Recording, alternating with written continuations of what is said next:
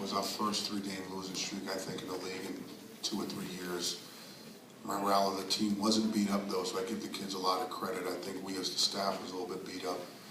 But I thought we came up with a sense of purpose, especially in the first half, and for whatever reason, in the second half, we just didn't have that same pop or that same urgency.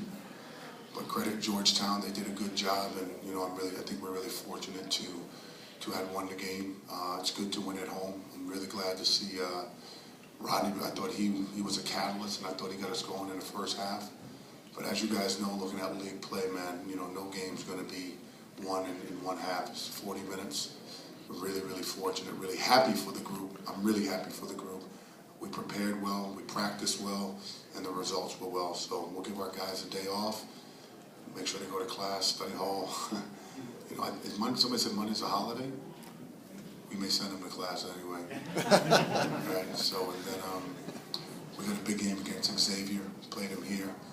We didn't play one of our better games. Hopefully you can steal one on the road. Great league. Really happy for Providence College. Did you expect too much energy in the first half, maybe, because you played so well in the first half? Well, we spent a lot of energy. The ball just was going in the basket, and I think we used 8 or 9 guys in the first half to try to make sure we had some energy in the second half. They had back-to-back threes really, really late, and I thought those were backbreakers, and I thought we had a breakdown in our defense. But again, credit them. They made the shots and made it a great, great game. Coach, you look drained after the game. How are you holding up? I'm tired, man. I'm tired. I'll be honest. It's a grind. The players are a little fatigued sometimes, but but as the leader, you got to overcome that. You got to have some energy. You got to have a little enthusiasm. Be positive with your guys. Love them up. Move on to the next game. But it's my job, and it's exhausting sometimes. Ed, the first. It's crazy. I said, Rodney, you're gonna be great today, and he bought into it. So, Rodney, you're gonna be great against Xavier. He really did. We told him that at the beginning of the game, and he believed it. So, he was big time today. Really happy for him. And John was just saying he thinks that Chris is the best player in the country. It seemed like when it got real close, the ball's always in his hand. Sure. Like he kind of took over the direction. He did. We wanted, when Chris is playing at his ultimate level, he's arguably one of the best, Hopefully he can continue to do that, and I appreciate John's sentiments on that, and if he is that best player, we're going to be a tough out. Our goal is to try to be a tournament team, and this game really helps us get toward that. I think a magic number for Big East teams is 9 or 10 games, because of how competitive our league is, and there's so many teams that jumbled up. Hopefully Chris and Rodney and Ben and Kyron and Junior and Jalen and Ryan and Q and Drew all play well at the same time. Coach, is there a sense of relief that you got a home win? Obviously winning here has been much talked about over the last couple of weeks. It is. Is there a sense of relief, even though it wasn't pretty in the second half? It is a sense of relief to win at home because, you can't ask for a better college atmosphere than what these fans are giving us. It's been unbelievable. It's been actually a lot of fun. I walk out of that tunnel and pinch myself because I remember the days where they weren't here. And I remember the days of trying to encourage people to come and, to support the team and make something, the crowd helps you win. Say what you want, but the crowd helps you win. Ed, just talk about defensively in the first half, holding them 32%. Also, Smith Rivera, 18 points a game, down to 3 today. Well, we locked in on him. He had some wide open shots he didn't miss. I think it was more our offensive. I thought it was more offensively us having some confidence, and that put a lot of pressure on their defense. And I think as we stretched the lead, they were taking some tough shots. Our defense was good. I don't think it was great because the second half it was tails of 2 halves. We couldn't make a shot, and they made all theirs. Coach, how did Ben move today, in your opinion, and how big is that week off after The best. Xavier? That's the best I've seen him move, and he was hobbling a little bit. But I'm glad to know we got a couple of days off now. I'm glad the game was played early, so I want to thank Fox for the 12 o'clock game because now we have a 7 o'clock game in Cincinnati on Wednesday, so we'll rest him to make sure we get that. Rodney, can you just talk about the kind of energy that you guys played with in the first half?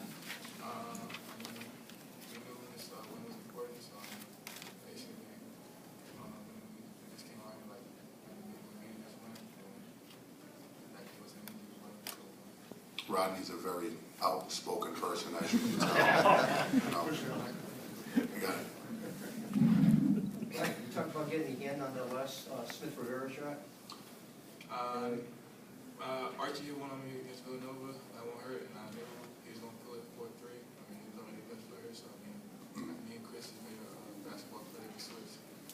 We're worried about fouling, doing it off 3-4-3. Nah, I wasn't about it. How frustrating was the foul earlier? Might have been Copeland. I mean, did you hit him? Nah, I didn't touch it. You had it. That wasn't me, that was me. No, you had a foul. It was 2 minutes and 7 seconds you fouled him. Good call. I could guarantee they called the foul. I don't know if you fouled him or not, but it was a big foul. You know, those are the crunch time plays that you guys have to make, right? Stop at the end. Yeah, definitely. When the coaches around, you tell you that you're gonna be great today. Did you buy into it when you heard that? Yeah, I mean, practice, I guess, they're shooting well. They're shooting very well in practice, even extra shots. And I just felt good about my shot. It gave me more confidence that I could get ready to And that's 2 games against Georgetown, where it seems Chris did a really good job on Smith Rivera. Of all the things Chris does well, would it be out of line to say defense may be the strongest suit? I said that from day one. I said that from day one. Chris is a monster defensively, I think.